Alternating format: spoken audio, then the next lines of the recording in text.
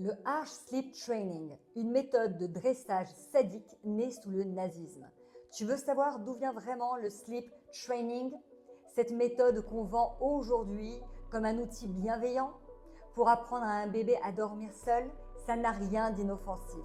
Elle a été créée dans un but bien précis: briser l'attachement, détruire l'instinct maternel et produire des enfants obéissants. Une méthode de dressage issue d'une idéologie glaçante. Son origine, le nazisme. Parlons des origines du sleep training entre comportementalisme et nazisme en 1928 par John B. Watson. Le premier taré à populariser l'idée que l'enfant ne devait pas être câliné, porté, réconforté, aimé quoi. C'est John Watson, un psychologue américain et père du behaviorisme, dans son livre Psychological Care in Infant and Child, soins psychologiques du nourrisson et de l'enfant, en 1928. Il affirme que trop d'amour rend les enfants faibles. Il conseille aux parents de ne pas les embrasser, de ne pas les porter et surtout de ne jamais répondre à leurs besoins et à leurs pleurs. Non mais c'est un psychopathe le mec. Mais attendez de voir la suite. Son objectif, créer des adultes autonomes, indépendants et surtout dociles. Waouh, son plan, il a cartonné. On est tous névrosés.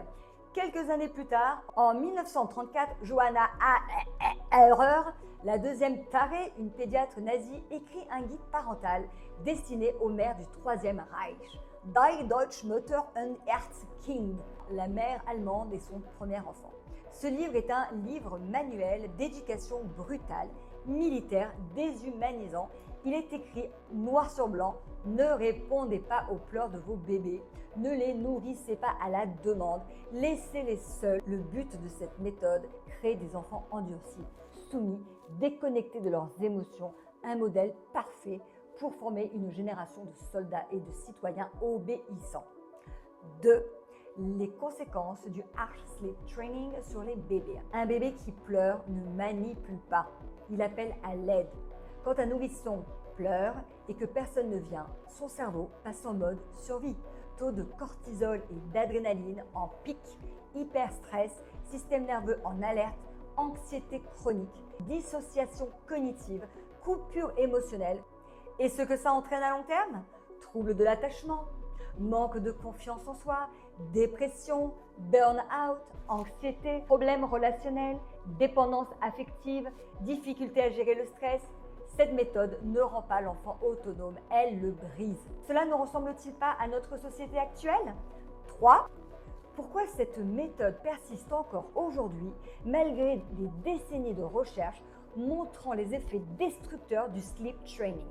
Cette méthode continue d'être recommandée dans nos sociétés occidentales aujourd'hui.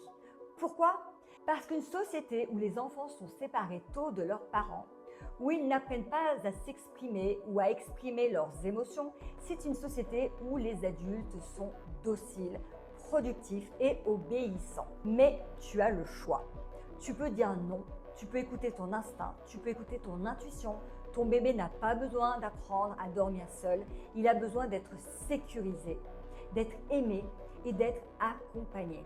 On t'a conditionné à croire que répondre aux besoins de ton bébé, c'était le pourrir gâté, qu'il allait être dépendant de toi à vie, qu'il deviendrait un enfant roi, capricieux. On t'a fait croire que le sommeil devait s'apprendre tout seul. Et si tu apprenais à te reconnecter à ton instinct maternel originel, tu saurais exactement ce qu'il faut faire. Il est grand temps de récupérer ta souveraineté et de t'écouter. Tu veux aller plus loin? Écris-moi en DM Connexion. Pour en parler, partage cette vidéo avec une maman qui en a besoin et qui mérite de savoir toute la vérité. Namasté.